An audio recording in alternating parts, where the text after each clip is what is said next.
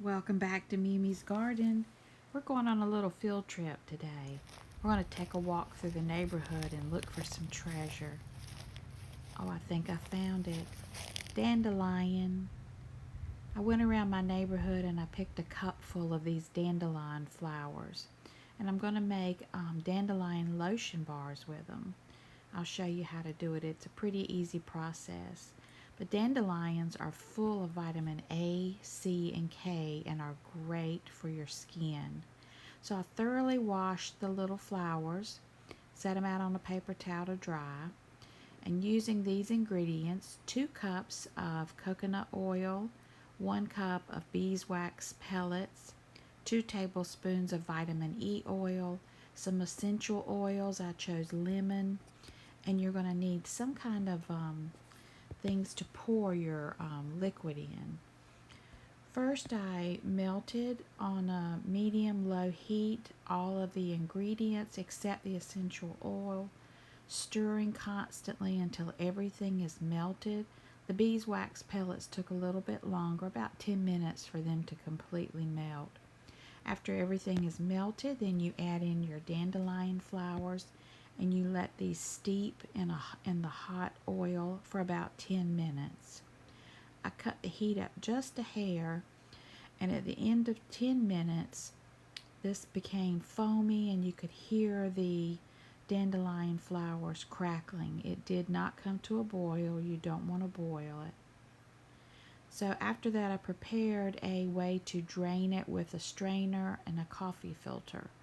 And taking the hot oil, I carefully poured it through the coffee filter and strainer into a measuring cup. This kept the flower petals or anything that's debris that's in it out of the oil.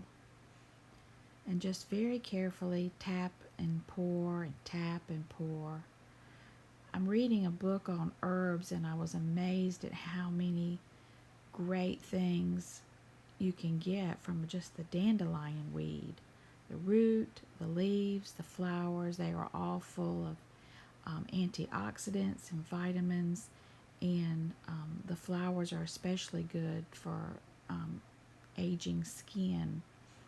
So I was excited to make these lotion bars. My hands have been really dry from all the gardening. There's the flowers, just a few more. I ended up with about a little, almost like 5 cups of oil. And so now I'm going to start pouring it in my mold. First I've got to add the 10 drops of lemon essential oil, and I just did that mainly to have a nice fragrance. And then stir that essential oil in. Then using whatever kind of containers you have at home, I did have a soap mold that I used to make the lotion bars. Then a couple of tins that I had left over from candles. So you're just going to take this hot oil and go ahead and pour it into your molds before it cools too quickly. Once it cools, it solidifies. So you want to go ahead and pour it off.